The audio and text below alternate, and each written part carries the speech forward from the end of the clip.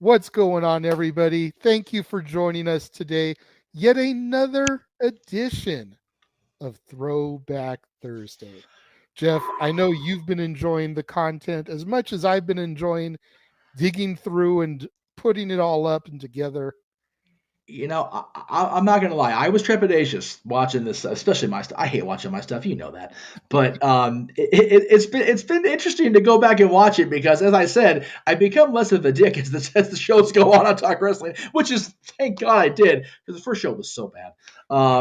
But man, you have been like reaching into the vault, man. I almost feel like I want to grab Mickey Mouse on SNL. I'm like, no, protect the content.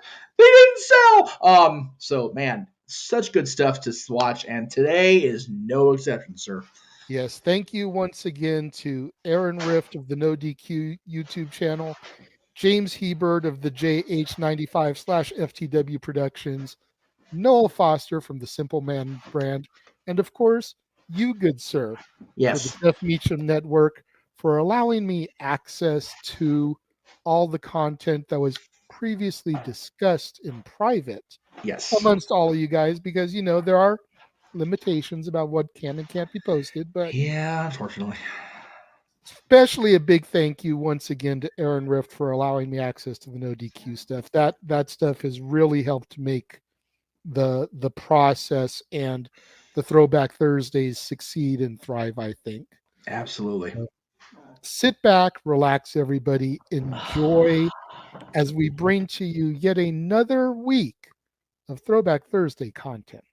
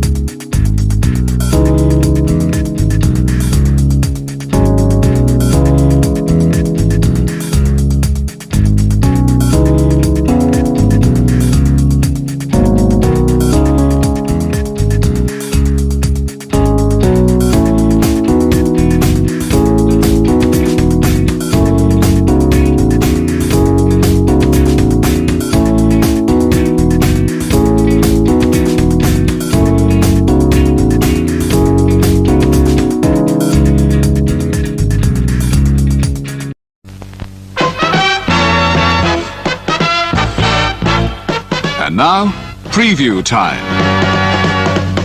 So let's take a look at what's coming your way.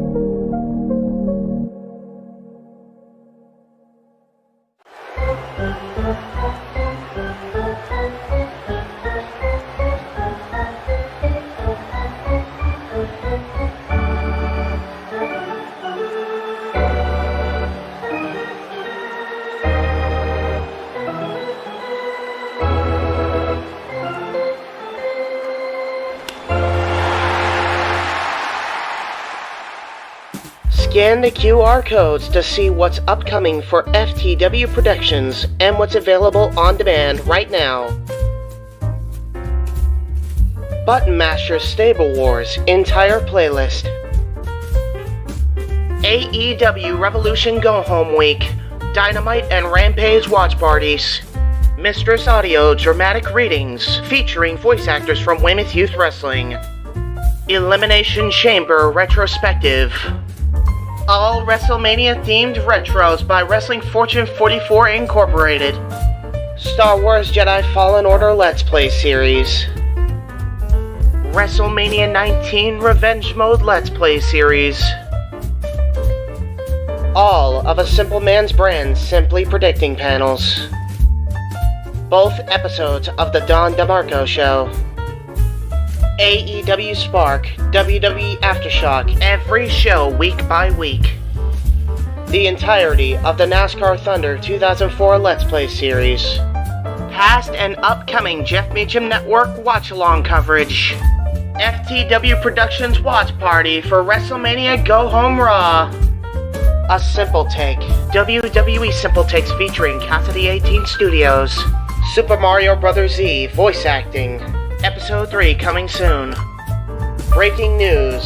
ATW View impromptu. WYW intro and Immortal stream. Wrestling with Idiocy Episode 7. Our favorite WrestleMania matches. Plugs have concluded. On to the video.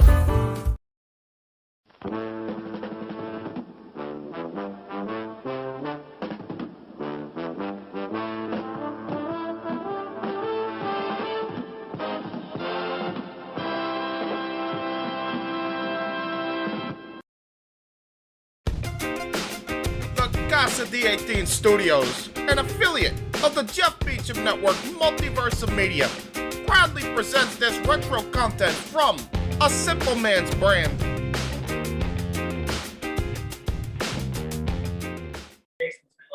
Wrestling is this. People are that. Zombies are crap. What sets us back? Blah, blah, blah. What do all these things have in common? It's simple.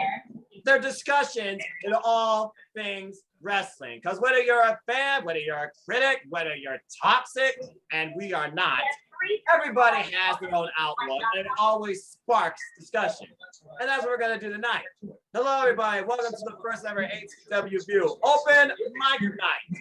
I am your leader here of ceremonies. My name is Noah Foster, and I am just man. And with me tonight, of course, is part of the ATW crew, where tonight, there's no script, there's no censorship, there's no boundaries.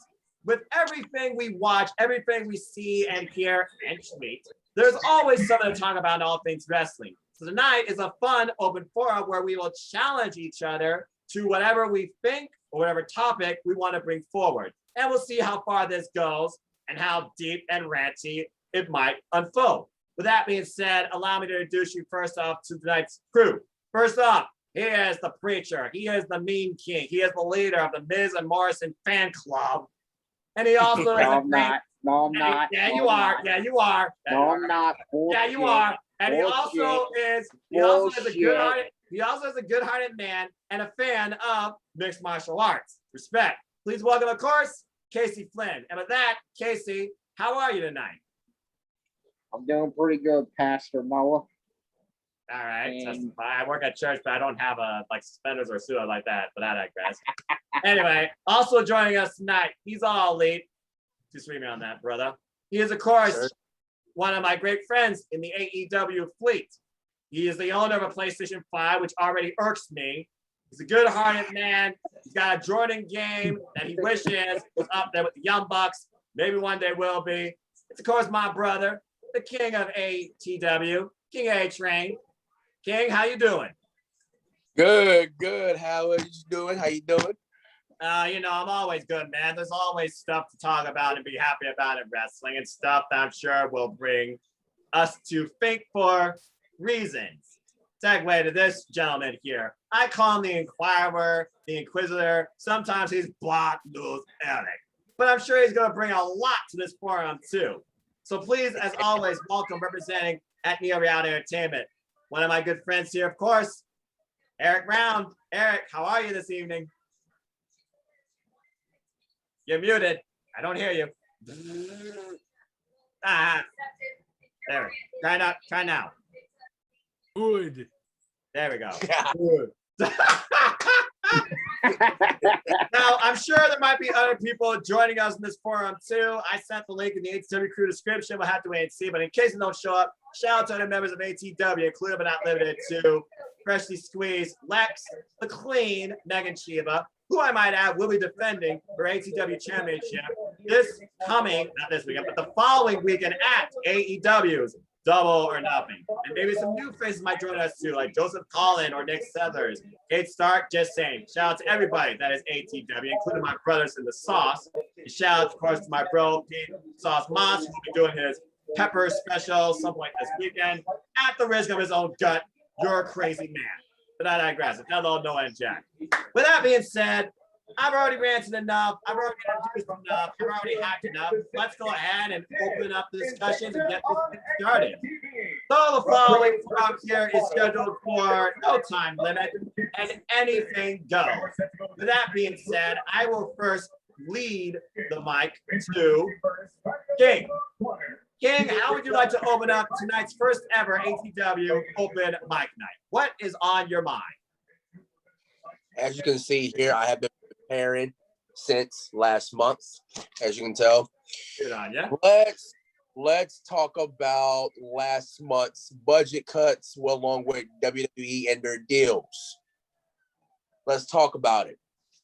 So, as I broke it down on the WWE deals, Peacock, we know, has a 5-year, $1 billion deal with Peacock. Wait, we got a problem here. What up? Where's your glasses? You need your glasses for reading the paper.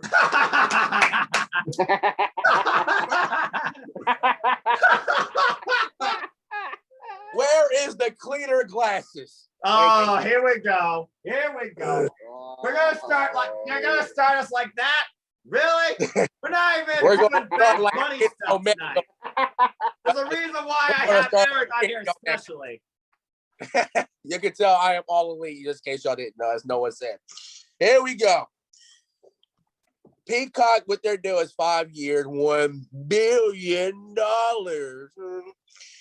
And with the Raw and SmackDown, both with the NBC Universal, both 5 years, $265 million for Raw, $205 million for not NBC Universal, for SmackDown with Fox, 5 years, $205 million. And I rounded it down to $1,470 million. And you mean to tell me with this releases, and I broke it down with their career accolades with other promotions and current WWE promotions.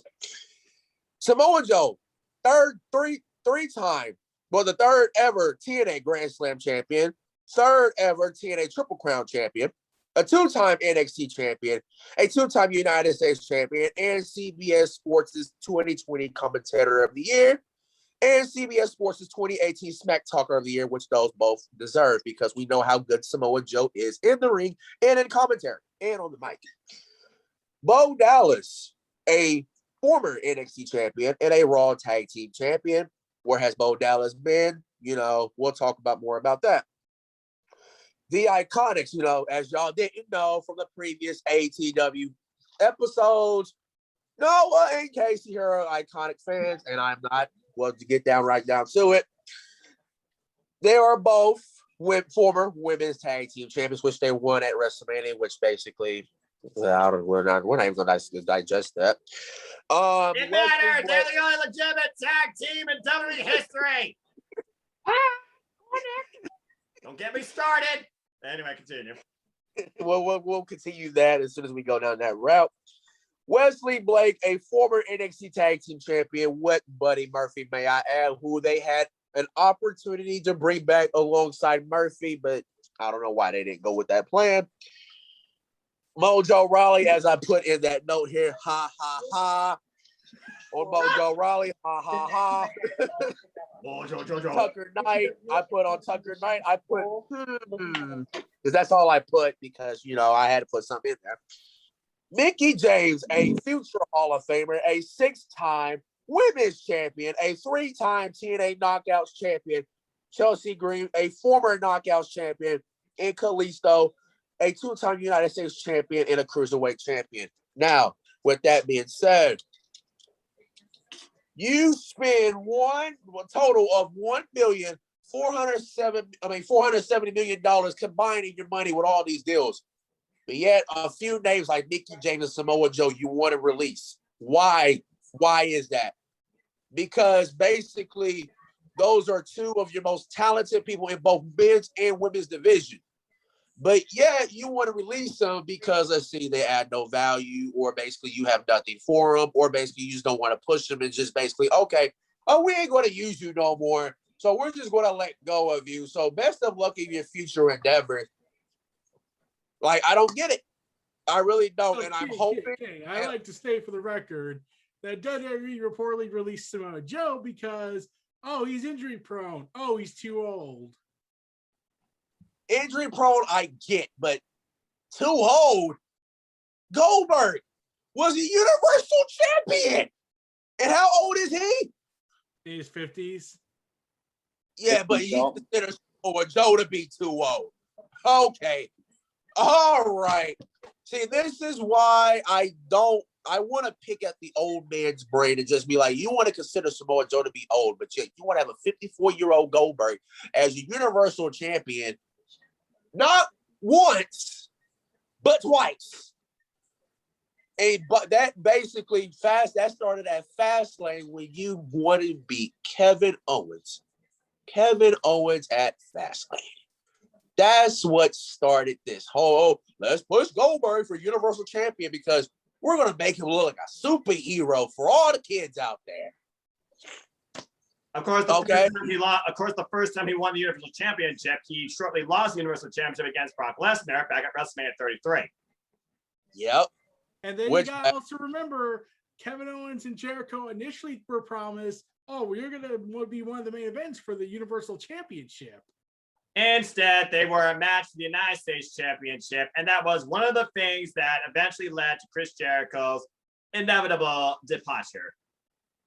Which basically that was the best decision that he's ever made, because ever since then, Chris Jericho has been one of the leading foundations of bringing lapsed wrestling fans into watching wrestling again in AEW as the first ever AEW World Champion, which was a great reign, may I add. Great reign that he had as AEW World Champion. All right. So you basically want to bring forward about the releases and why were these decisions made in accordance to budget cuts. So with that being said, the floor is now open to whoever you want to call out. Talk to you with it. All right. I'm going to call out, of course, he's our newsman. I'm going to give it to Eric. Start it off with me. So it was reported that John Laurinaitis was making the call rounds. He was making the call say, sorry, kid, it's a budget thing. And of course, we all cut our obligatory CM Punk promo videos where he calls out John Laurinaitis for all the budget cut excuses. And you also forgot to mention that WWE has a 10-year deal with Saudi Arabia because blood. Blood money. That's a whole nother controversial topic in itself that could be ranted about all night. But continue. Yes, however, there is one thing about this you forgot to mention, King. What is that I forgot to mention? Lay it on me. Chelsea Green, Mickie James, garbage bags. Yeah. The handling of the releases. Even though that dude was a scapegoat, even though we all know who's behind this, and it's got to be Bruce Pritchard, because it ain't that guy who they've hired. They just used him as a scapegoat.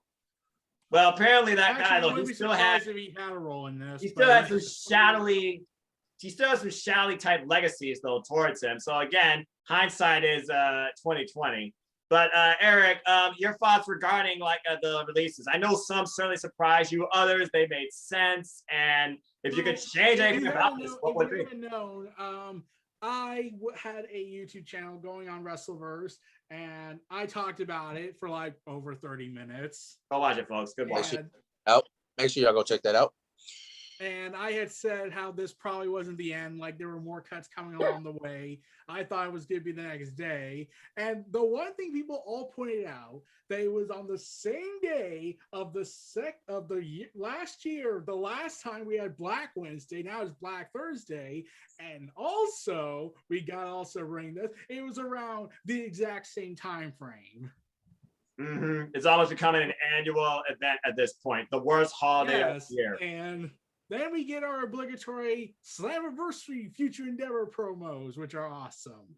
Yeah, it's almost like, you know, in one way, you can look at this as horrible BS decision making, but then you also could look at it as a renewed vision to go forth on a new venture, whether you start a podcast or you end up going somewhere else. Strongest case in point, what happened last year at Slammiversary and what's being teased for this one, beyond the fact we have a term now called the Forbidden Door, really exploring the wrestling industry in a whole different way that hasn't been seen in decades.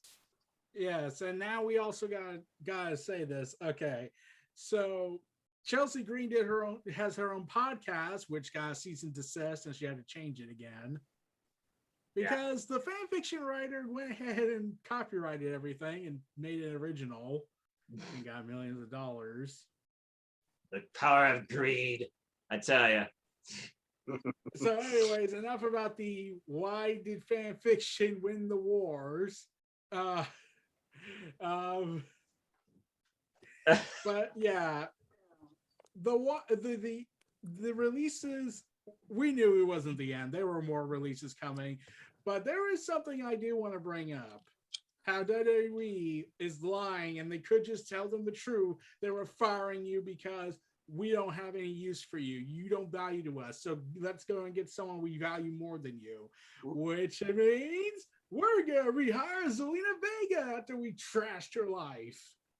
Don't forget about the one person. I know Noah doesn't want to talk about this. I know Noah doesn't want to hear this name, but you're going to release talent for not only Zelina, but for Eva Marie. Okay, now here's something I'm gonna say about Eva Marie. She was released. She came in at a bad time. We can agree to that. Like literally after everyone was fired. However, I will state is the devil's advocate here. She was hired before all this. She was in the internal roster back in December. Right, because Vince wants to, of course, has a vision for somebody in the women of WWE that he wants to put forward, and he's tried it now with two people, and it's failed. He believes now he can pull it off with this one, who more so shows herself off as a diva versus what women are supposed to be looked at today as WWE wrestlers, pushing for this idea of the women's evolution. Yes. And then Zelina Vega. Okay, I need to talk about this. Why would she, okay, fine. It's her decision. Fine. Respect that. Fine. But after the whole I support unionization, getting thrown out of the building before she could have a chance to say goodbye to her friends or at least talk to Vince, being fired for third-party rights, which is still BS. Right. And she wants to go back. Let me go ahead and pull. Let me go ahead and pull it to Allen here. With that being Casey, the floor is yours. Your thoughts regarding all of this. All right, now my thoughts regarding all this is number one, I think it outright sucks that actual woman that could wrestle their asses off like the Iconics. I mean, don't get me wrong, the Iconics tried. I mean, they were women's tag champs. I mean, at least they were believable but here's what gets me burning human right here. All right. Jasmine Duke. Jasmine. More recently. Here we go. Let's talk about that. Let's expand that to the NXT. We're gonna expand this now to the present because yes, folks, recently there were NXT releases, some that made sense, but a couple like what? Anyway, Casey, go for it. All right. Jasmine Duke. You release Jasmine Duke, somebody you could actually wrestle, and I mean, by releasing Jasmine Duke, you ruined the 4-horsewoman MMA versus the WWE 4-horsewoman feud that everybody wants to fucking see. And you release Jasmine Duke, names like Jasmine Duke, the Iconics, and all these other women for Eva fucking Marie. Are you fucking kidding me? Right now. Oh, man. That is a fucking disgrace. And one more name that I forgot to mention was Mickey James. Mickey James, Jasmine Duke, the Iconics can all run circles around Eva Marie. I mean, Eva Marie does not fit in this current crop of talent of female wrestlers that are around today, because the female talent woman roster of today within WWE has gotten a lot more competitive, and these women are here to compete and wrestle their asses off and try to be the best they can. They don't give a shit about your modeling career or what you've done in the past and all this. I mean, they don't give a shit about that. They give a damn about being the best and all this. And if Eva is now back in all this, I say if they put her as a manager or somebody, then great. I don't mind Eva as a manager, but where I draw the line is the wrestler, because no disrespect. I mean, if Eva wrestles and she approves herself, then great. I don't have a problem with it. But if Eva's still the same old Eva like from many years ago where she can't wrestle, then keep her ass out of the ring and as a manager. Well, that would That's definitely all I avoid gotta wardrobe say about malfunction that. too. Fair enough. That's all I got to say about that. So here's my rebuttal towards what you all have been saying.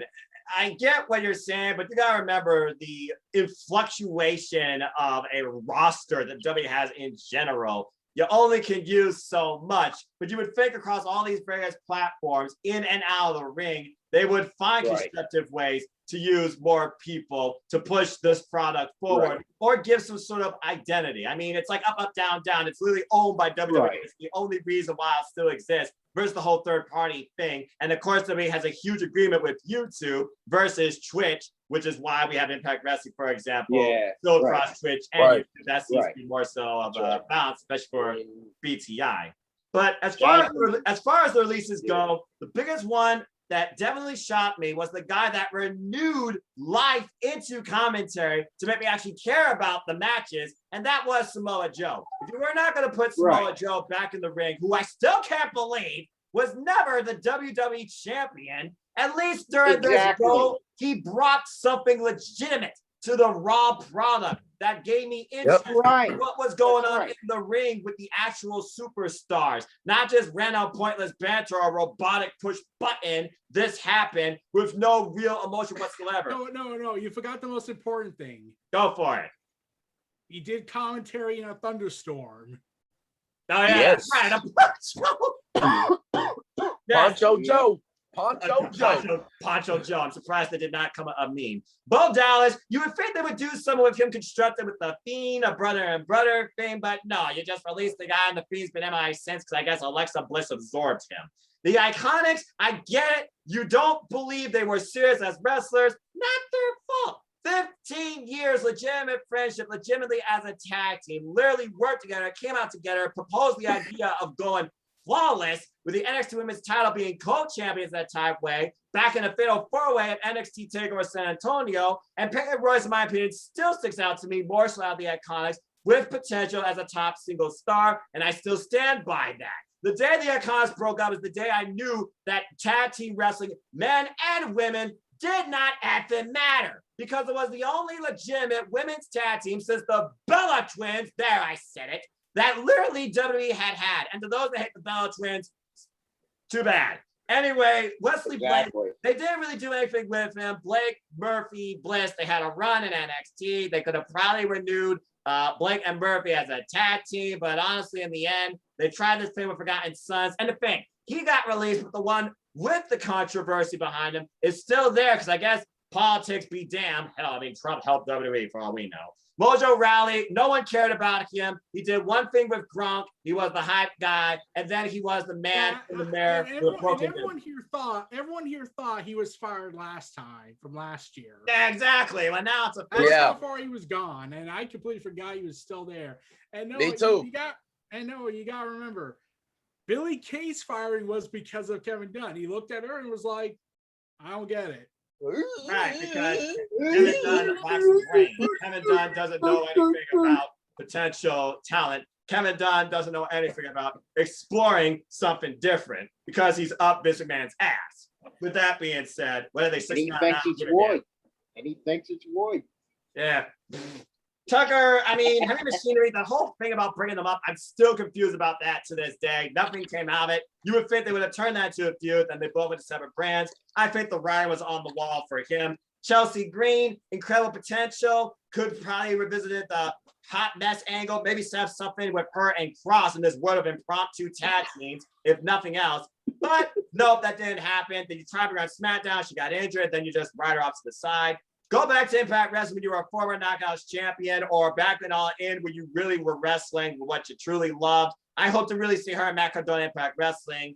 That's all I got to say about that. Mickie James, though, a veteran of WWE, she beat Trish Stratus back at WrestleMania 22 for the freaking Women's Championship and literally came back and faced Asuka in one of her best matches of her undefeated reign back in Toronto. And you literally did nothing with her. And this is the one with a vision to push women's wrestling forward in WWE to the point she wanted to advocate and lead an all-women's show. You're telling me you can lead women's tournaments, but you can't lead a women's show, even just for 45 minutes in place of main event that people don't even know fucking exists.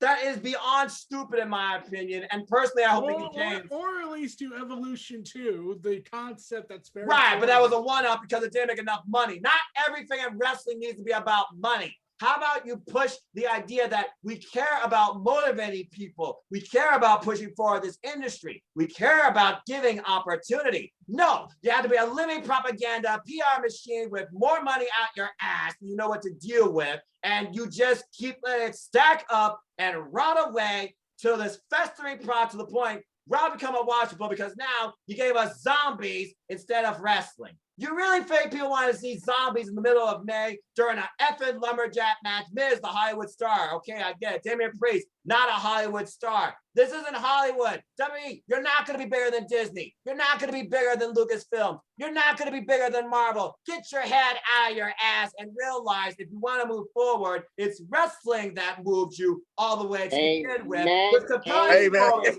top-tier stars, original content, and non-repeated filler matches. Why don't you go back to the way things were before CM Punk exposed your business for what it is still to this day? And Kalisto, he can go back to Triple A. Nothing really came from him since being the Cruiserweight champion. The whole Lucha House Party thing, it fell to the side because Legado Fantasma, the new Lucha House Party, when it happened. So the bottom line is this. These releases, a lot of them are absolute nonsense considering who is still there because, again, Vince McMahon sees money. Vince McMahon sees star power. Vince McMahon sees somebody people will care about. Vince McMahon sees somebody he can utilize and control. And at the end of the day, that's all Vince wants. Because at the end of the day, nowadays, WWE is an audience, not for kids, as people want to call it. It's an audience for one. Because unless Vince is satisfied, it's not going to show up on television. And it's not going to be in your WWE because your WWE and his WWE will always be different. And that's all I got to say about that. So good luck to everybody. And you know what? I will see several of you all at Summerversary. Or Ring of Honor. And you know what? And one more thing we forgot to mention. Go for it. WWE, speaking of zombies, this is not fucking Halloween and it's not fucking October. You dumb sons of bitches. Also, here's the thing. Undertaker was a zombie, but here's the thing, and the Fiend, the demonic power. They could have made this work. They could have made it made sense by saying, "Oh, Alexa Bliss summoned them and whatnot because she has powers now." No, and she wants to play, and she's playing with more than just women. Because people are talking about, you notice how Charlotte Flair did those little nods during that match back at WrestleMania Backlash. Maybe Flair's trying to control, or maybe Bliss trying to control Flair with that Tilly doll, like Voodoo for all we know. But again, that's something else to come. But great opening topic, because the bottom line is this: the releases. Is this really going to become the annual thing to discuss? And is it more so embarrassment on this company, or freedom and happiness for us as wrestling fans that look beyond the fact that wrestling exists outside the WWE? For me, it's latter, right, because guys. we got AAA, we got NWA, we got AEW Dark Elevation, and we got, of course, the Multiverse, where everything changes, and I'm sure we're going to get more of that again. So, great opening topic. All right.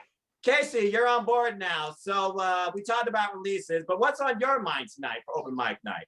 What's been bothering you or got you going in wrestling? Or what's your thoughts? All right. What's been going on here is with the damn zombie shit that I seen at Backlash. I mean, we are not in fucking October. This is May, for God's sakes. And this reminds me of something. I mean, if you're gonna do some zombie shit, I mean, save it for the fucking horror films. I mean, this ain't Resident fucking Evil. Dawn of the Dead. Dawn of the Dead. I mean, come on now. I mean, what are we in?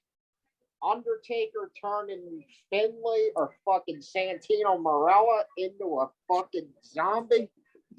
That's what reminds me of that from SmackDown versus Raw.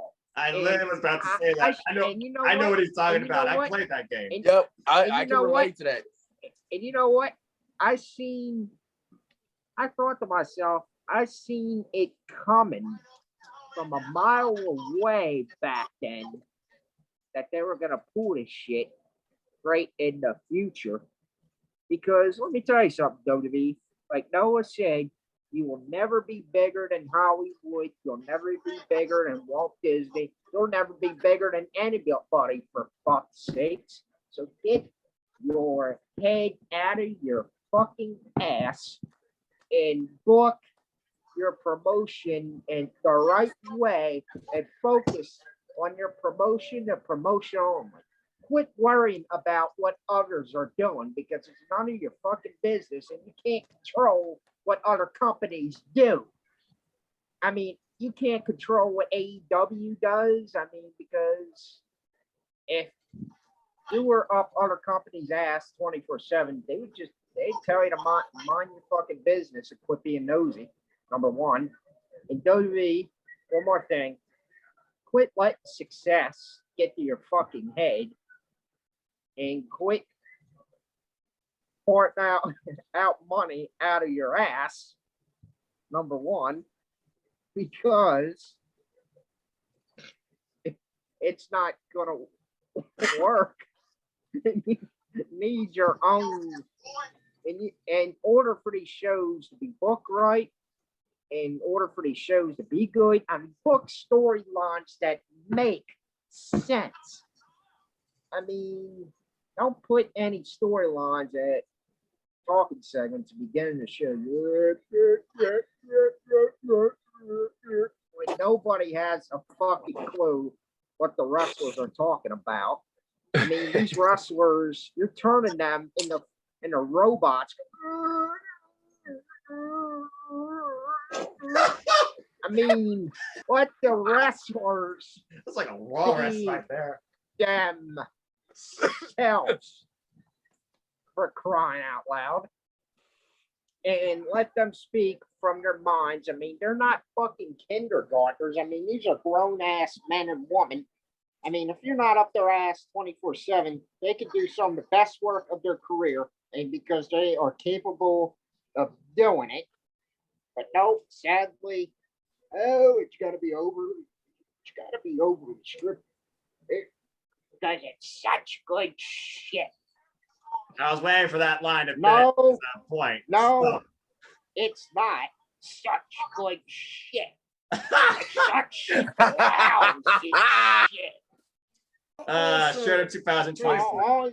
Only thing that will be when it's such good shit is if you book the shows correctly. We're gonna make WWE great again. Hire Bob Backlund. But I digress. All right. And I rest my case. Casey, you gotta remember that WWE president Nick Khan and whatnot. No relation to Tony, by the way. Oh God! Thank God he's not related to Tony. I mean, like But- Nick Khan, like he envisions WWE and their intellectual properties that they solely didn't steal anything, but they seem to really think we can have characters, we can have content on the vein of Superman, Iron Man, DC, and Marvel, and I'm like, no. Oh God! That's No. Superman. I'm like, you can try and make that correlation, but John Cena's not here anymore. He's in Hollywood. The Rock's in Hollywood. The Undertaker's retired. And here's the unfortunate fact that they will probably never acknowledge. And I've said this, and I saw a video that best explains it. I said that's here's the quote. Do you see that there is nowhere else to go? And Alexander wept for when he had no more worlds to conquer. Couldn't get a stronger quote than that. So to open the floor now to King or Eric to further pontificate, Casey's basically talking about WWE. Where did good creative booking go? So King or Eric, the floor is yours. Good creative booking left in 2016, in my opinion, because who remembers that year when SmackDown Live was on a roll and SmackDown Live was the best show, and many people thought SmackDown got ruined in the draft in 2016 because of the fact that, okay, Raw had more stars, they got more people, SmackDown got basically outlasted in the draft, when basically creatively SmackDown Live was the hottest thing in 2016. You had AJ Styles, you had Cena, you had Corbin, you had Becky Lynch, and probably names I'm forgetting. I'm probably leaving out with my bad. Yes, the Miz, Dolph Ziggler, and there's probably many other names that probably pop up in our heads. But creatively, too, who still remembers Dolph Ziggler and the Miz from No Mercy for the Intercontinental Championship? Who still remembers that classic match? That was from SmackDown Live. SmackDown Live was the hottest thing going in 2016. And then you bring in ratings killer himself, 2017 after Backlash, which Noah, you touched on it before. You saw it live. So his little post celebration, Mr. Modern Day Failure Raja himself.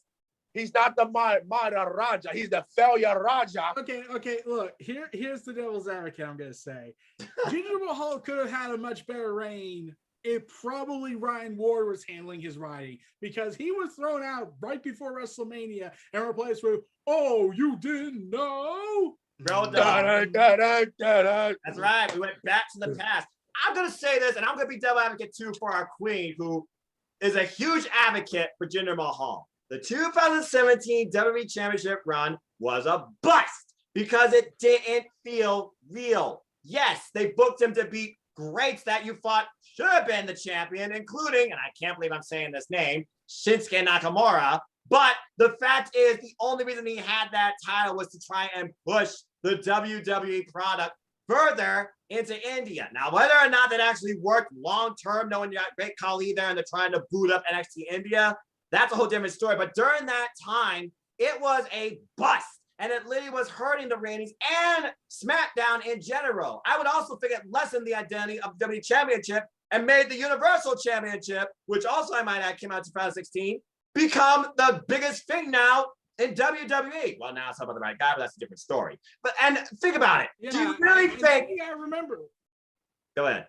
You gotta remember, You gotta remember the only reason Jinder Mahal's reign ended was because I'm Lesnar. I don't want to work with him. Exactly. Brock Lesnar He wanted to would work not with a Styles. Jinder Mahal champion versus champion match. You might as well have canceled Survivor Series Battle of the Brands.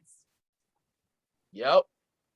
Which is why Man, imagine if we would have got that match though. That match would have been a disaster waiting to Here's the happen. thing. I'm pretty sure the match would have been a disaster, but at least the Singh brothers would have been thrown around much like Vince probably wanted to do. That probably would have been the funny part, because seeing the Singh brothers thrown around like rad dolls was probably the best part of Jinder Mahal's championship reign. Yep. I will say that. I will say that. But so yeah, SmackDown 2016. Again, I've always been Team Blue, but honestly, that was one of my favorite eras of SmackDown because of the names you mentioned and the stories lined up. The Intercontinental Championship was such a big deal pushed forward because The Miz had the title and Dolph Ziggler wanted it so badly, because Dolph Ziggler, he wanted to prove why he does this, why he loves this, why he was absolutely the best in his own mind. But I remember there's one other reason SmackDown was a success. What's that? Talking Smack. Yes. Yes. Talking Smack. The first thing in WWE that felt organic, unscripted, and real. Promos from the likes of the Usos, John Cena, and who could forget Miz and Daniel Bryan. And then you gotta remember Daniel Bryan being the general manager. He was I don't give a damn. I'll do anything. I'll say anything just to get fired so I can go somewhere else. Right, because at that time he was in a slump because he couldn't do what he loved, and that was professional wrestling. Yeah, and then he just did all these weird stuff just to piss management off, to be like, damn it, he doesn't want to quit because he's honorable, but he wants to piss us off so we can fire him and he'll be justified. Exactly. And King, the fact you mentioned Corbin's name back in 2016 versus what he is now, that says a whole lot, because back then when Corbin was that guy, the lone wolf, it did seem like he was more of a bigger star and a legitimate thing. I do agree with you. Also, another thing we forgot to mention that was a big part of 2016 and 2017, the Wyatt family. Yes. And the saga of Orton and Bray Wyatt. Which, by the way, I think Luke Harper got robbed of that because he should have been a main eventer and he should have been the one that added to the rest in peace to Brody Lee, John Huber himself. He should have been added to that WrestleMania 33 matchup with Bray Wyatt and Randy Orton for the WWE Championship, because he proved himself that he could be a main event player and WWE Championship material alone. At least he should have got a push to become basically a main event player. And I think he absolutely got robbed of that spot, in my opinion. Here's the thing. If Ryan Ward was still running SmackDown, he probably would have. And I definitely think that if Bray Wyatt kept the title, we would have had Luke Harper versus Bray Wyatt at SummerSlam. We saw how much Bray Wyatt was dejected when he heard the passing of Luke Harper. There was no doubt that was a plan that Bray Wyatt would have loved to have done with him, and probably was discussed, because Bray Wyatt, such a positive driving force for both Luke Harper and Eric Rowan. It was Luke Harper that really helped push Bray Wyatt forward.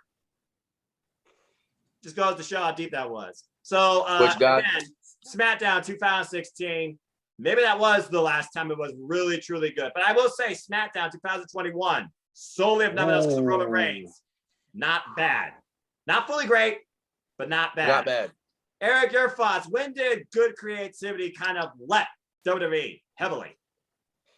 Well, let's see. After SmackDown, we regurgitated to the Road Dogg era and whatnot, because Vince hated Ryan Ward doing a good job like he hated Paul Heyman SmackDown. It went back to NXT. NXT was the premier A+ show. Then AEW came around, and then they were like, well, we got to get involved in this to destroy AEW or halt its growth. And then NXT, like, it's sometimes always good, and then it gets a little bad, and then it gets really questionable, and then it's more like now in this limbo state of, can we regain our old identity at this point? Well, they got the hardcore, so I guess as long as they got the hardcore fan base, they'll always be like, oh, we're fine. But if you've seen the viewership, it's tanking more than ever. It's plummeting. I've heard that. As a non-biased fan, I don't let the idea of ratings and this versus that define me as a pro wrestling fan. But I do look at everything and I wonder, what do I enjoy and what do I miss from what I enjoy previously? Because honestly, I look at AEW more than WWE. And let me tell you something. Honestly, when it came to WWE before AEW existed, the only thing that truly mattered to me was NXT. So here's my hot take of the night. By the way, great topic, Casey. NXT. What is it? Is it still good as it used to be? Is it trying to get back to that? Or has it reached a point of no return? I feel like NXT, to me, it still is that show I want to tune in and watch forward. Not just NXT, but NXT UK. I do like the fact now they kind of talk a little bit more about both brands introspectively. But you look at this icon, you know, with the wings and the skull. Now, is that just driven by the fact you got Kieran Cross's chin with the Angel of Death? Or is NXT, in a way, trying to redefine itself, reinvigorate that former identity it had back in its hot heyday when it was commentated by Marinello, when you had a roster of the Undisputed Era, Ricochet, the War Raiders, the Street Profits, and Bobby Roode and Shinsuke Nakamura. But you look at the roster nowadays, and you got women taking on the likes of somebody called the Robert Stone brand that, I get you need comedy here and there, but at NXT, I just don't think that fits. You got these great talent in Finn Balor, former NXT champion, now on the brand. Now we revisit him and Cross, and it doesn't look like it just seems as appealing as originally you figured it would be, even with the prime target. So my thing is this. I look at NXT, I look at AEW, WWE, Stardom, Impact, I look at all that, etc. But I'm honestly going to focus on NXT. To me, NXT does not feel as hype as it used to be.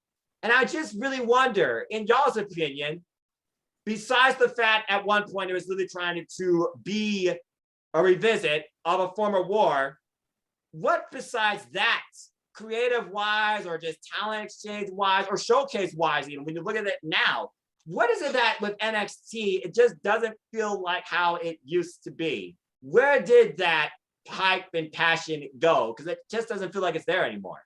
Okay, I think I might have a theory. Is what ECW 2006 relaunch was trying to be. It was originally supposed to be an internet thing. Shane McMahon, Paul Heyman runs it. It's going to be on the internet. They can do their ECW stuff, be an in-house show, low budget and everything. That was the original plan. Then the networks got involved and they'll say, we'll put a ECW on our show and whatnot. Then the corporate involvement comes in. Then the McMahons come in more.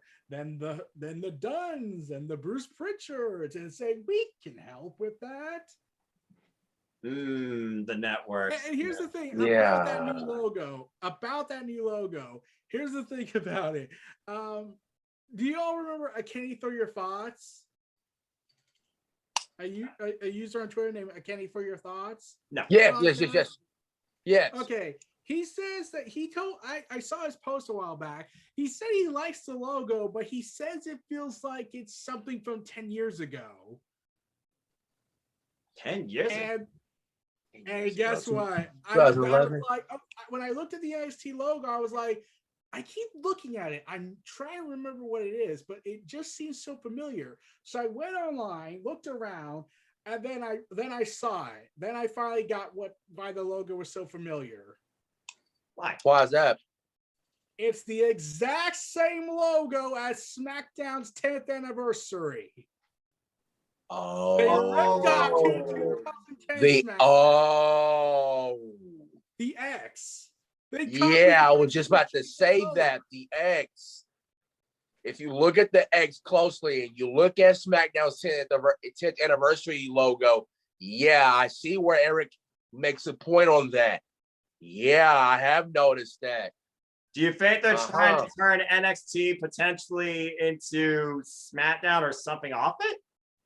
No, more like they're trying to think of, look how edgy we still are. No, NXT wants to try and be that stand-up like it was, okay? It's not sports entertainment. It's like pro wrestling, but it's got an underground, grungy attitude feeling to it. And with the whole virtual Thunderdome experience around the side, and then the fencing in between two plexiglasses, clearly, I just kind of don't get that underground type feeling. I just get thinking. Yeah, like, what? I really like. I was about to say NXT, in my opinion, it doesn't have that spark like I once had for NXT.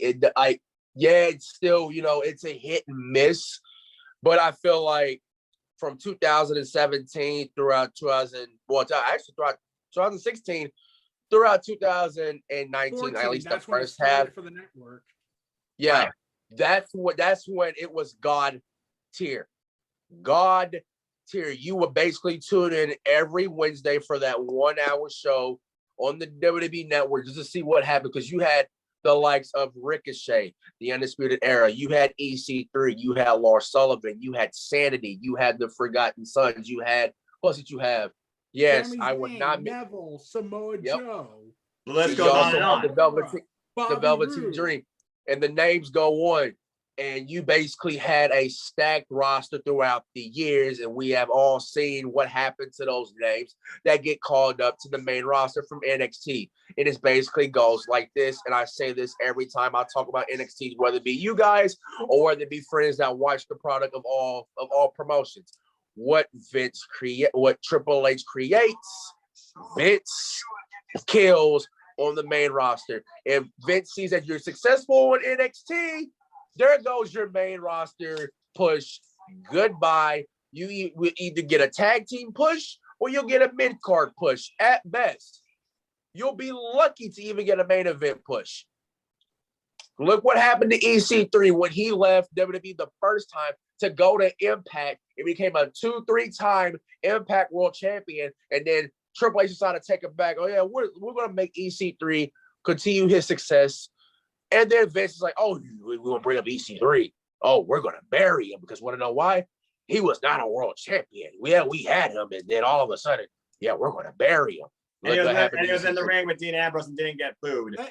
And here's the thing. Remember when it finally reached a point for EC3? He was doing his entrance, but he looked like he didn't care anymore. He legitimately showed that he was unhappy. And to go back to a point you were saying earlier about Ty Conti, who was also formerly involved in NXT, the key there is she finds being outside of NXT and being somewhere else, in this case AEW, she's happy. Morale goes a long way in bringing that passion, not just to your fans, but to your employees. Positive morale matters.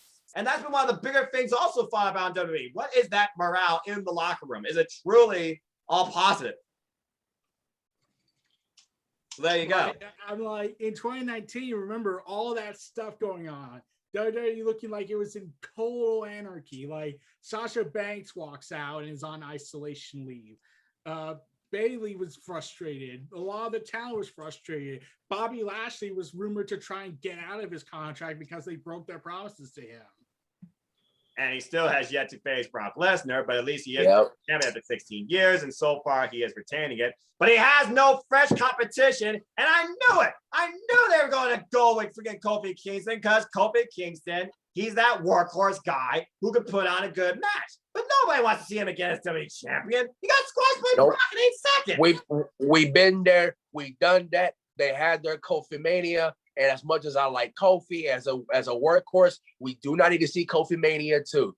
That magic has lived in full sail. Kofi Kingston went on an interview about that Kofi Mania 2 stuff. He even admitted it's never going to be the same again. It won't. It will never have as much height, momentum, or feel as big as a moment as it did back at WrestleMania 35. Honestly, but here's the thing you also need to remember. That was supposed to be Mustafa Ali's moment. Yep, I was just about to say that. That was supposed to be Ali's moment. Didn't happen. Didn't happen because of injuries. Again, injuries can be the detriment of you. But it's one of those things where it's like, okay, you get injured. Well, how can we still, rebound and use it? The only one that's so far been able to bounce back, it seems, from legitimate injuries to redefine themselves is Corey Graves. And he doesn't wrestle. He's just a commentator. Anyway, Casey, you've been quiet. Your thoughts on NXT? Like, I know Dakota Kai is always going to be like the statue in your fave, but NXT now versus then. Do you still have that same like true spark and passion for the product? No. I mean, NXT doesn't even have that spark like it once did. And because when you look at it, you look at the NXT with the names back then from Asuka, Bailey, Sasha Banks, Becky Lynch. Even Charlotte was like, even Charlotte was organic. Lacey Yeah, she Evans, wasn't like I mean, the face. Charlotte wasn't as bad in NXT like she is now with the main roster when you get down to it. Because when you get down to it, though, a classic match to this very day, Iron Woman match between Sasha Banks and Bailey from NXT TakeOver, because those two ladies stole the show that time, and it was a classic ever since, and that's what redefined women's wrestling altogether, and that's what like put it on the map. And when those names left, along came certain names like Io Shirai, Tony Storm, Shayna Baszler, Rhea Ripley, and Shayna Baszler now. Don't get me wrong about her. She used to be, she reminded me of Brock Lesnar, how she ran through the NXT women's division and all that. And because she ran through names like two of her fellow Brie members in Mia Yim and Dakota Kai. I mean, Dakota Kai, I mean, even though when I first seen her wrestle, I was like, wow. I instantly became a fan of hers right away because I was so impressed by her work ethic and how she put on classics. Like, I was genuinely impressed, and I proudly own a Dakota Kai shirt ever since Casey expressing his day. And I always support and I always wear the Dakota Kai shirt whenever she wrestles, just to bring her good luck and all this. But Dakota Kai now, when you look at her, here's a woman that had that happy-go-lucky Kiwi girl gimmick Kiwi woman gimmick when she came in, like all smiling and real happy and all that. Yep. And a girly entrance theme, no disrespect, Cap. But that heel turn on Tegan Knox at War Games, ooh, that reminded me that like how vicious she can be, and that was good that they turned her heel, because you can't be Mrs. Nice Lady in this wrestling business, because if you want to make it, you got to show a sadistic side to yourself. I mean, you can't be all nice and all that. I mean, you got to do it to hurt people. I mean, you got to be a prick in this business. But Bailey basically did that, and it saved her career. As far as your character. And yeah, don't get me wrong about DK, but her on a feud in that feud with Tegan Knox was like one of the hottest feuds of NXT for the modern time. And it's a shame that they couldn't prolong this, because it would have been like the female Tommaso Ciampa and Johnny Gargano. And DK, I mean, if this whole pandemic didn't happen, I believe you would have seen the feud prolonged, because after the steel cage match, as soon as it wasn't brought up again, after DK won a steel cage match, like, what? I mean, I was glad she won, but either way, I was like, it didn't make sense. It cut the feud this short because back in the NXT days of old with Asuka, Bailey, and all them existing, that wouldn't have happened. Because what gets me is ever since NXT's move to the USA Network on that day, the spark of it died. The magic of it died.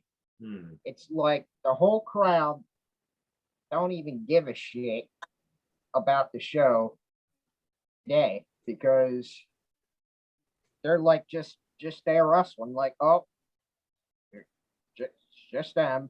Let's watch another great night of wrestling. I mean, no cheers, no reactions, or nothing. It's like a dry crowd. I mean, USA genuinely was like one of those ghosts from Harry Potter that sucked the life out of NXT. And NXT is, don't get me wrong, I mean, I watch it just to support Dakota Kai only and all this, but Karrion Kross, many others, and Karrion Kross, I mean, what? When I look at NXT now, I'm like, what the fuck is happening to this brand? Because I grew up, I mean, I'm glad that I seen Bailey and Sasha Banks put on an instant classic match. I was a senior in high school when that happened at the time. And I mean, you got, and Rhea Ripley. Don't even get me started with her. I mean, I like Rhea Ripley and all this, but I mean, here's a woman that got her start in the Mae Young Classic, NXT UK, and was like an NXT UK Women's Champ. I mean, ultra badass vibe about her. I mean, a woman that took no prisoners, very aggressive, did not give a shit who she hurt, and didn't give a damn who she pissed off her entire day. I mean, the Rhea Ripley that you see in NXT, that was the real Rhea Ripley, because it showed she could be nice and all this, but she could be vicious when she wants to. But when you look at Rhea Ripley on Raw, Monday Night Raw, that Rhea Ripley badass vibe is gone. Is straight out the door. They reduced her to like everybody else. I mean, Rhea Ripley is not, don't get me wrong. I mean, Rhea is more her. I mean, the system that's well fit for her is NXT. I mean, Rhea, I mean, in order for Rhea to be herself like she once was in NXT, I mean, you got to book her. You got to book her to speak for herself. I mean, you can't overscript her promos because she doesn't do great by a script. I mean, let her speak without a script, but speaks from her mind of how she did in NXT. I mean, I'd like to see the NXT Rhea be brought out on Raw, because when you do that, if you do that, that's where Rhea Ripley thrives. I mean, she's not thriving on Raw, to be honest with you. And oh man, and you got the cue cards right in front of her. What the fuck is she doing reading cue cards? Have you seen Macho Man Randy Savage, Bret Hart, The Undertaker, Shawn Michaels, Triple H, Rock, and Austin, and John Cena read cue cards? Like, I mean, The Rock did once read his wrist. Just saying. No. Yeah, well, let's not talk about that. Yeah. And I mean, Rhea, I mean, she has the ability to succeed on the main roster, but she won't even make it on the main roster if you keep booking her like this.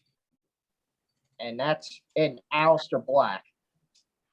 Aleister Black. Oh boy. He boy. had that. he had that badass vibe about him in NXT. But when he first came to Raw, the main roster, they fucked up. The first time he arrived, oh man, you took away the best part of his identity. How he rose up the thing like a damn zombie, and he had that badass music that was over as hell, and turn him into a fucking pirate and something else. But anyway, thank God Alistair looks like he's back to that old NXT Alistair a little bit after I seen tonight. And that's all I got to say about that. So my thoughts is this. I think about everything y'all are saying. I think about the roster, right? I still feel like NXT uses their roster the best, especially when I look at the women's picture. I mean, Rhea Ripley I agree. let Raquel Gonzalez go over on her so she can lead NXT going forward. So I think Raquel Gonzalez and the women's division still is the strongest foundation, and they know what to do the most with in NXT. They're trying to do something different with the North American title picture and finally give Swerve his own identity. They're trying to bring back some leveled commentary for the men and the women with some wrestling insight, but I just don't feel that same energy as much, especially without Maranello, which I feel has always been a detriment to me as an NXT fan. And then I look at the NXT Championship picture, and I think about how many people used to be involved in it, go after it, what they're doing with it now, and who's involved in it. And we're circling back Finn Balor, Karrion Kross. You're trying to make this feel like as possibly as big of a deal as possible. But here's my thing about that.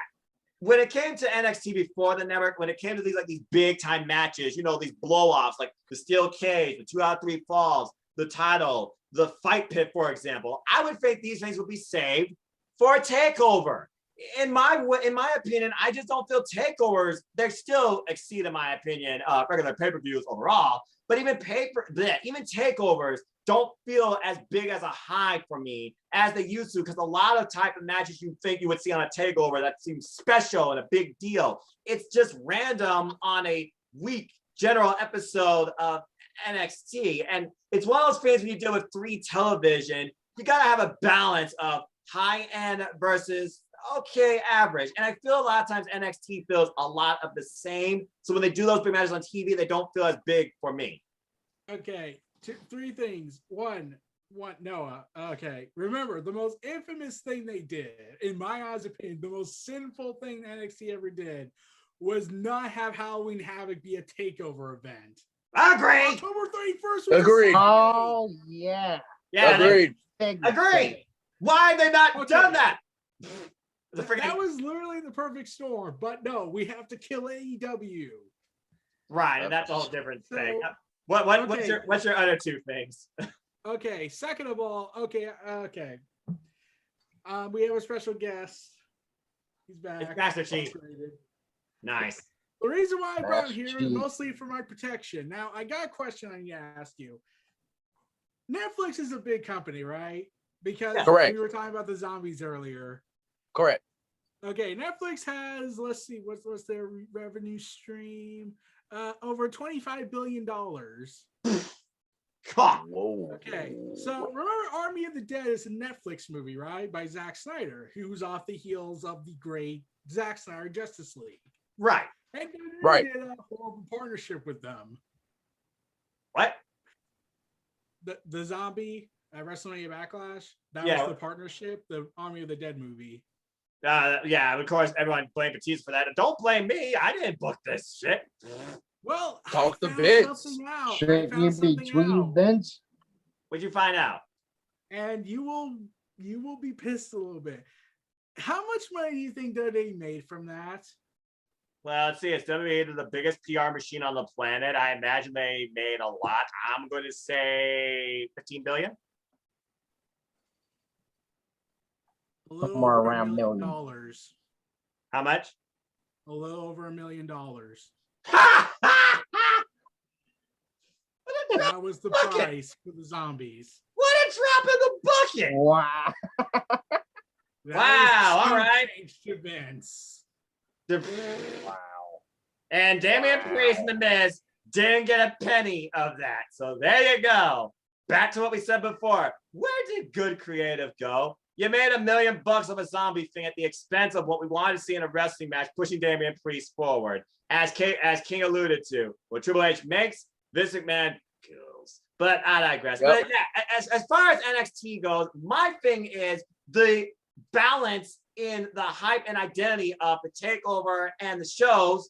It almost feels the same. And that's one of my biggest things about that too. I mean, Fight Pit alone, I feel like alone should be a takeover thing. And they only did 2 of those. We know the most infamous one of NXT when they did a TV match that really never should have been a TV match and should have been saved for takeover. Go ahead and name it. The Fatal 4-Way 60-minute match. There you go. Yeah. Yep. You do not Super Tuesday. You do not do an Iron Man match with commercials. Period. Yeah. Anyway. So, okay, I actually have my own open forum. Go for it. And whatnot. Go for it. Okay, I gotta ask. Why are people trying to find complaints about AEW? I would like to answer this one because this one has been weighing heavy for a long unless Eric has time. unless Eric has any other thing to say regarding his opening question, King, you have the floor. Okay. Eric, you got anything? Yeah. Let me read this Twitter post. Let me read this Twitter post for you. Go ahead. A bunch of people in AEW have been getting nicknames like Powerhouse Hobbs, All Ego Ethan Page. I just think it's annoying from contract force them in, and I hope they don't start calling Anthony the Governor. Check the AEW roster online. So many dudes have whack nicknames. LOL. Because nicknames are just a new thing AEW created. And yet people forget how many nicknames were involved in the WWE, which most people believe is the only thing on the planet. King, you have the floor. Why do I feel like tribalists like WWE continue to basically find the littlest things to the biggest things about AEW? It's because they are forced to be themselves. They force themselves to live in that WWE bubble. They don't want to go out and watch other promotions like Ring of Honor, New Japan Pro Wrestling, Impact, MLW, and others. They are basically forcing themselves to live in this miserable bubble that they continue to watch WWE, and they continue to complain about it because, oh, it's a cool thing to do. I used to be on that train, but 3 weeks ago I hopped off that train. Why? Because there's another promotion that's out there that premieres on Mondays at 6 o'clock Central, and that's AEW Dark Elevation, where that's basically my Monday night wrestling cure for the night in general. Why? Because they produce good matches over there. They give you storytelling that leads into Dynamite or Dark or whatever, they appear on next. They always want to criticize AEW because they don't want to see AEW grow. They want to see a demise like what happened in ECW and WCW and TNA in general. They want to see a demise like that because they basically want to see WWE succeed as being the only wrestling promotion out there that's basically, I watch WWE and I love it. And anytime you get in an argument with them, they just will basically continue to defend the product like it's God's green earth.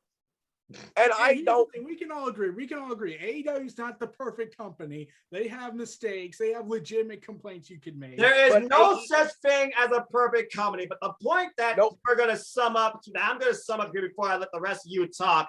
There's more to wrestling than the WWE. Simple as that. King, continue. Exactly. Like y'all all touched on it. There's other promotions to watch. Get yourself out of the WWE bubble. It's okay to live out of the WWE bubble. There's other promotions that you can watch out there besides WWE. You don't got to force yourself to watch WWE every Monday. I mean, I use the picture that I still have on this day. Really awful wrestling. Because when it comes down to it, Vince McMahon is only an audience of one, and it's only because it's in due to himself and Bruce Pritchard and people power. I'm John Laurinaitis.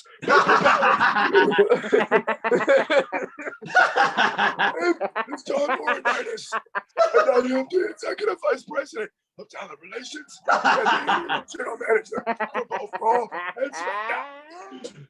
And you, Mr. Yes Man himself, and you know, I have to bring this out. Now, not only Laurinaitis, but I have to bring this dude out as well. What? Everything's can be done, everybody. And I am It's gonna get blasted so damn hard. But anyway, I digress because those are the old. And oh, by the way, I got to add this in it before I continue, Mr. I love you. But anyways, I digress because you got three of the biggest yes men who basically would not give Vince McMahon a challenge because they will agree to anything that he does. And that's what, and you got all these tribalists defending all three of them. Basically, oh, whatever product, because whatever Vince puts out, they're going to love it. That's the reason why I continue to stop supporting WWE, especially Raw. SmackDown has become watchable because of one man carrying, and a few others, but mostly one man carrying SmackDown behind his back. We all know who that man is. That's the tribal chief himself. Roman has been putting SmackDown on his back, and it's basically watchable because anything that Roman touches, it turns to gold. Look at Cesaro. Look at Daniel Bryan. Look at Jey Uso of the matches they put on with Roman. It's basically the storytelling and the matches have been gold themselves. NXT and NXT UK, they're basically like SmackDown, NXT, and NXT UK are like the life support with WWE. They're the ones that keep WWE on life support. Raw is just basically flatlining. Flatline. And here's the thing. I keep responding to this. Okay, remember those opinions people say like this? What is an opinion that will get you this reaction, which shows a whole bunch of people pointing guns at John Wick or swords in from Tangled? Yes. Yeah. Okay, you want to know what I said? And this would be the most horrifying opinion fact I ever said. Go for it. You can perfectly live in a world where AEW and WWE coexist. Simple as that. Why do you think I live by the simple proverb, just enjoy life and enjoy wrestling? Why do you think I simply have this monitor scrolling through all sorts of things wrestling that I watch? And this isn't everything. I have watched more wrestling promotions and more wrestling in my 29 years of existence in life on this planet than I could ever go back and track. And it wasn't always just the WWF or the WWE. In fact, it was back in 2001 where I discovered my other love. First off, in New Japan Pro Wrestling, and expanded from there into TNA and Ring of Honor. And the list goes on and on and on, from Pro Wrestling Eve to Rev Pro to freaking Pro Wrestling Noah, you name it, to Stardom, the #1 thing in women's professional wrestling on the planet. The bottom line is this. There is more to life than the WWE if you really live and breathe as a pro wrestling fan, where they literally sometimes belittle the word professional wrestling because we're not professional wrestling, we're sports entertainment. But the bottom line right now in 2021, in what feels like truly the most open, optimistic era of professional wrestling, you can explore. Just be happy. You don't need to voice yourself on Twitter just to put your point across or to think that you actually know more than anyone else around you. And that's where tribalism begins, not just in WWE, as you alluded to, but anywhere. And it's heavily involved in the wrestling community that's known as the IWC. There's a reason why people literally have lost their minds and have had mental fatigue because of social media, because of Twitter, because when they reveal themselves and their identity to wrestling, they're immediately ridiculed for it with the first person that doesn't agree with them. All you gotta do is live outside your damn smartphone and freaking just enjoy life and enjoy wrestling. It's not complicated. It's simple. Exactly. And I challenge everybody who tries to watch this and hears this and haven't done this, but realize they should do this, to give it a try. If it's nothing else but 5 minutes of YouTube for something not WWE related. Casey, you exactly. All right. when I look at this whole thing here, I mean, you get down to it, arguing about wrestling is absolutely ridiculous. Number one, because when you get down to it, there's a lot more other promotions, like my fellow colleagues say, out there than just WWE when you get down to it. Because when you get down to it, when I first came on this earth in 1996, I had no idea what wrestling was. I was born in the Monday Night Wars with WCW and Raw is War. And you get down to it, though, there's a lot more other promotions out there besides just WWE. I mean, try watching some New Japan Pro Wrestling, Impact, Stardom, Ring of Honor, MLW, AEW, and some promotions like that. Because when you get down to it, I mean, there's more options out there besides WWE. Because no company is perfect overall. I mean, the one thing I gotta say is please get your head out of your ass, out of the WWE bubble, and quit living up Vince's ass, because Vince McMahon does not give a damn about you. He's going to do what he wants, and he's going to do because it's his damn company. And I mean, those that continue to bitch and moan, like, oh God. And every time we say something that bashes WWE, then you got to come out after out after us.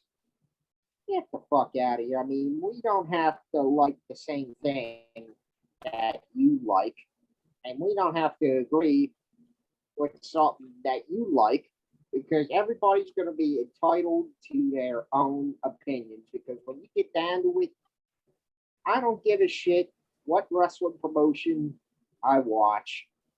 I do it just to enjoy wrestling and all that. Because I'm going to waste my whole life, arguing with fucking idiots over wrestling. Because wrestling is just wrestling. There's no war. It's just the same product, but they do it differently. You just enjoy wrestling for once, and go explore outside the WWE bubble, and you might like some of these promotions that are out there. Number one, and that's all I gotta say about that. Because when you get down to it, Vince, he used to be a genius in his day. He's not. I mean, he still is, but he's not like he once was in his day. He's out of touch. I mean, he's out of touch with this current era.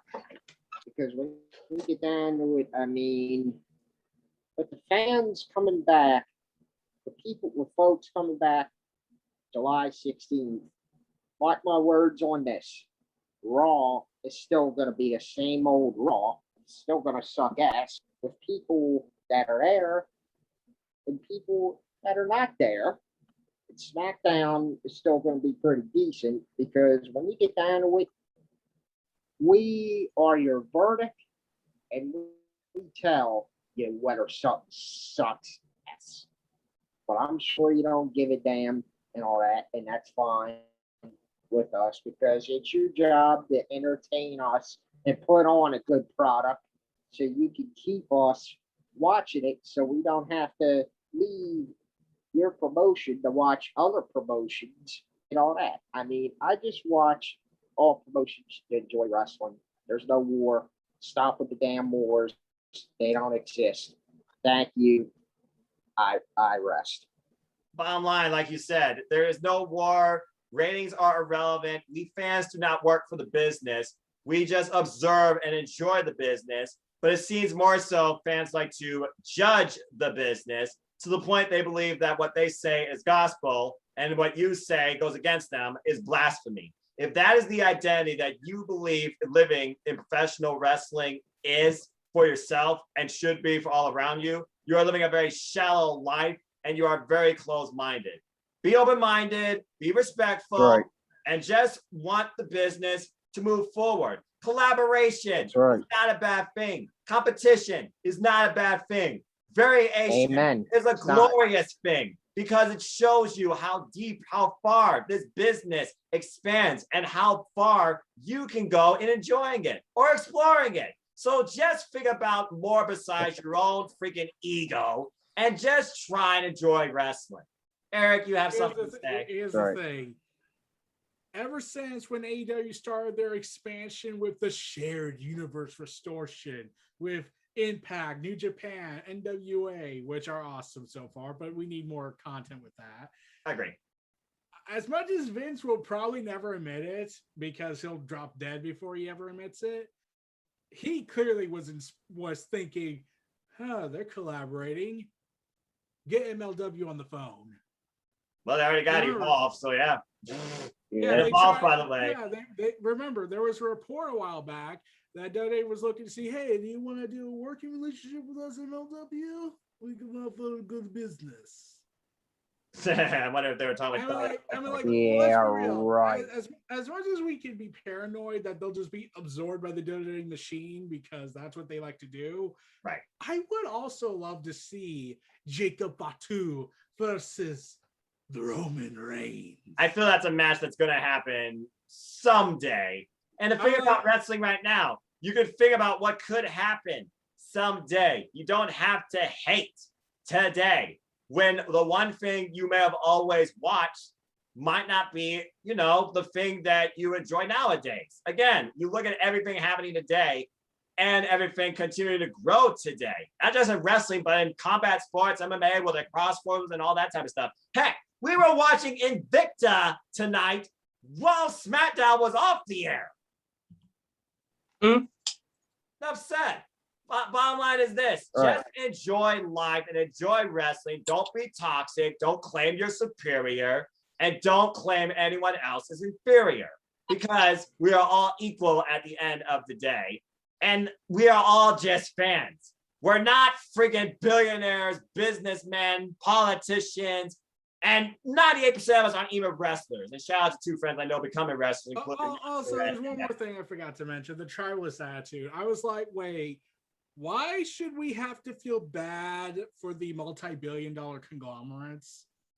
The thing is, people want to really feel, they want others to feel what they feel because they want to be, in Roman Reigns' words, acknowledged. And that drive for acknowledgement develops a toxic mindset to the point it does work. They do get acknowledgement, and whether it's good or bad, they're happy to get it. So those that feed into that type of stuff, they're just furthering that idea. And that's the reason why toxicity exists. Again, there's a reason why I'm only on Twitter literally saying, hello, just enjoy life, enjoy wrestling, and giving my thoughts as a commentator, though, write about what I see and enjoy in wrestling, whether it's WWE, Impact, NWA, AEW, New Japan Pro Wrestling, or some other random thing like Invicta. There's more to life than just bashing wrestling, period. That's all I gotta say about that. Well, I think that's a good way to wrap up this first ever open mic night session. We've gone for about an hour now, gentlemen. I think this was a great fun time. So with that being said, folks, let us know your thoughts. Come after us if you dare, because we're simply going to reiterate what we live for. ATW, just enjoy life and enjoy wrestling. Whether you agree, disagree, find us on Twitter, talk to us. We'll have a nice mutual conversation with you. We could share opinions, not debate and trash each other. Not even the Troll Slayer does that. It's just what he feels. It's okay to say what you feel, but do it in a positive, constructive manner so we can all make this community better and more welcoming.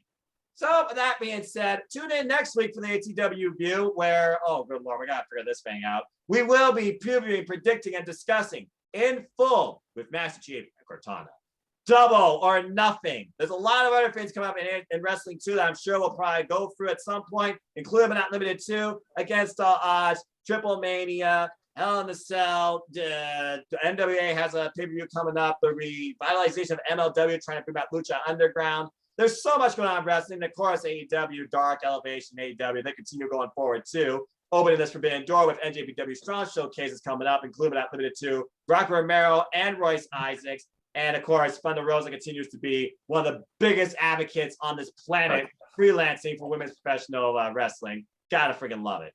So on behalf of the ATW family, I'd like to thank you all for tuning in once again to the ATW View. This has been the first ever open mic night. And trust me, I'm sure there'll be many more to come too. And maybe we'll get some of their faces on here too. For Casey Flynn, for Eric Brown, for the King, Anthony, for Cortana, and Master Chief, my name is Noah Foster. I'm a simple man, and we are all just fans of all things wrestling.